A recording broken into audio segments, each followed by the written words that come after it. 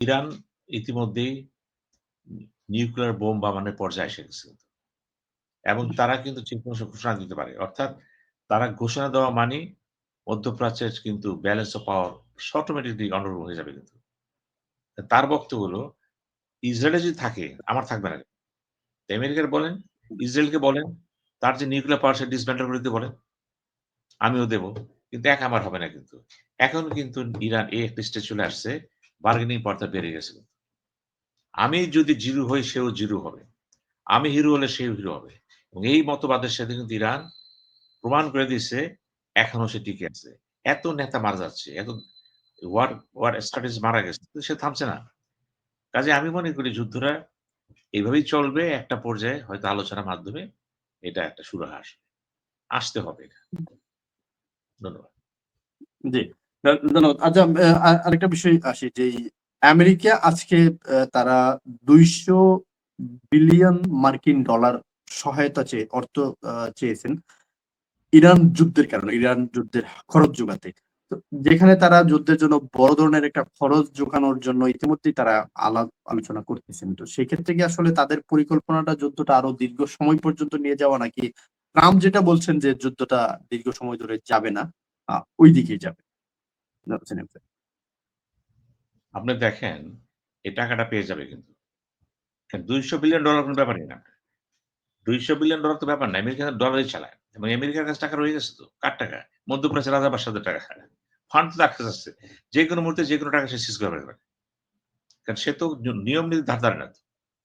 নিয়মের সে বলবে ওই মধ্যপ্রাচ্যকে বলবে, "টাকা দরকার দাও।"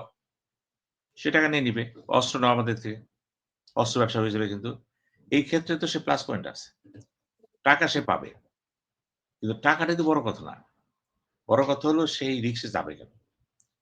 আমেরিকা ট্রাম্পকে দিয়ে আর কত খেলবে? ইতিমধ্যে ট্রাম্পের সাথে কিন্তু গোয়েন্দা বাহিনীর চিফদেরও কিন্তু বিরোধী হয়ে গেছে। তুলসী গ্যাবার্ডও কিন্তু সন্তুষ্ট না। আরেকজন তো পদত্যাগ করে বেরিয়ে গেল। তিনি বললেন, "এটার মধ্যে কোন লজিক নাই।" এখন ট্রাম্প যা বোঝে বা তাকে যারা বুঝায়, তাকে তো কেউ নাকি বুঝায় যে শক্তিটা এই মুহূর্তে পেন্টাগনে শক্তিশালী, তারা এখন ট্রাম্পকে ঘিরে ফেলেছে কিন্তু। এবং ট্রাম্পও কিন্তু নেতানিয়াহুর এমনভাবে ট্যাগ খেয়ে গেছে, মনে হচ্ছে আমেরিকা, ইসরায়েল এক। এই যে এক, এটা তো খারাপ মেসেজ। ইসরায়েল যা বলবে তাই হবে। প্যালেস্টাইন তাই হইছে, তাই হইছে। এখন কিন্তু সৌদি আরবেরও কিন্তু টনক নড়ছে। টনক নড়ছে।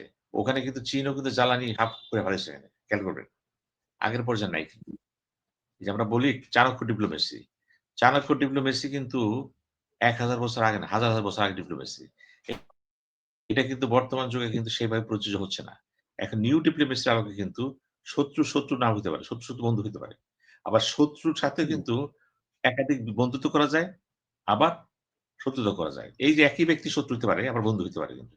এই যে ইন্টারন্যাশনাল পলিটিক্স এর যে ডাইমেনশন গুলো আসছে, এটাও দেখার ব্যাপার কিন্তু। ভারতীয় চাণক্য ডিপ্লোমেসি কিন্তু সবসময় সব জায়গায় ওয়ার্ক করে না। যে প্রতিবেশী মানে শত্রু, প্রতিবেশী পরের দেশ মিত্র। সোজা হিসাব কিন্তু। এটা হয় না। পৃথিবী অনেক আগে গেছে তো। ভূ রাজনীতির সংজ্ঞাটা চেঞ্জ হয়ে গেছে। সেই ক্ষেত্রে যেটা বিশ্বাস করার যথেষ্ট কারণ আছে যে যুদ্ধটা ইউক্রেনের কথা বলা হয়েছিল শীঘ্রই শেষ হয়ে যাবে। শেষ হয়েছে? সমস্ত ইউরোপ তো এক হয়ে গেল। আমেরিকা আসলো। কি হয়েছে? যুদ্ধ চলতেছে। রাশিয়াতে থেমে নাই। রাশিয়া থেমে নাই এবং চীন, রাশিয়া কিন্তু পরোক্ষভাবে কিন্তু সমর্থন দিয়ে যাচ্ছে। এই যে চীন অ্যাটমিক পাওয়ার, রাশিয়া অ্যাটমিক পাওয়ার, উত্তর কোরিয়া অ্যাটমিক পাওয়ার ৩ টা পাওয়ার দাঁড়ায় গেছে। এখন যদি কোনো কারণে উত্তর কোরিয়া যে ইরান প্রমাণ করতে পারে, তিনি ইতিমধ্যেই অ্যাটমিক পাওয়ার অধিকারী হয়ে গেছে। পরিস্থিতি কিন্তু টালমাটাল হয়ে যাবে। নিউক্লিয়ার যুদ্ধ হলে যেতে পারে কিন্তু। ইসরায়েল কিন্তু whimsically কোনো কাজ করে ফেলতে পারে। ট্রাম্পও কাজ করতে পারে। কারণ আমরা তাকে আগাতে দেব না। আমাদের বিশ্ব শক্তির ক্ষেত্রে সে থ্রেট। সরাসরি হিসাব কিন্তু এখানে। ওই পর্যায়ে যাতে না যায়, সেই দিয়ে আমরা চাই। কিভাবে এখানে আমরা আসবো? এখনো দৃশ্যপট স্পষ্ট না। টুকটাক কিন্তু ডিপ্লোমেসি শুরু হয়ে গেছে, স্পষ্ট না। ইরান বলতেছে আমার কাছে ১, ২, ৩, ৪, ৫ বিভিন্ন মডেলের, বিভিন্ন বিধ্বংসী কামান আছে। আমি অনেক কিছু করতে পারি যাতে চোখেই দেখবে না তোমরা। এমন সব জায়গায় মারবো আমরা দেখবা। তো সেই ক্ষেত্রে কিন্তু আকাশ প্রতিরক্ষা যে কথা বলা হয়, সেটা তো সেভাবে অ্যাক্ট করতেছে না। কাজে এই যুদ্ধের জটিলতা হচ্ছে এটাই যে শক্তিধর আমেরিকা তাকে যদি প্রমাণ করতে না পারে সুপ্রিমেসি আমার এখনো আছে, সামনে থাকবে। কারণ তার সাথে বড় সুপ্রিমেসি হলো চীনের। তা চীন তো বইসা আছে তাইওয়ানকে গ্রাস করার জন্য। খেয়াল করবেন। এখন যদি ইরানকে নিয়ে হেরে যায়, তাইওয়ানে সে কি করবে? এই যে দূরবর্তী জায়গায় এসে যুদ্ধ করা সম্ভব না তো এটা। অনেক প্রবলেম আছে তো এখানে। কাজে আমেরিকারও কিন্তু হিসাব করতে হবে যে সবসময় সব জায়গায় একইভাবে খেলা যায় না। জয় পরাজয় কিছু না। কৌশলগতভাবে অনেক জায়গায় সরে আসতে হয়। অনেক জায়গা থেকে আপনার থাকতে হয়। কারণ কৌশলগত প্রক্রিয়ার ভিতরে যদি আমেরিকা যদি মনে করে ফর দ্যা টাইম বিং আমি এটা মেনে নেব।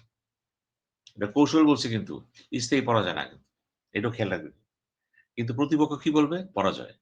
আবার থার্ড ওয়ার্ল্ড কান্ট্রি কি বলবে? পরাজয়। পরাজয় তো সোজা না তো। পরাজয় মেনে নেওয়ার ভিতরেও কিন্তু এটা জয়ের সম্ভাবনা থাকে। এটুকু মনে রাখতে হবে যারা বাংলাদেশে আছেন বা যারা বিশেষ করে বাংলাদেশের Facebook দিকে তাকান। Facebook, YouTube আর ইদানিং এত বেশি কিছু করতেছে, মনে হয় সমস্ত পৃথিবী নিয়ে চিন্তিত তারা। হুম, YouTube এর বক্তব্য ব্যক্তিগত এবং এই যে টক শো করতেছি আমরা, সমষ্টিগত।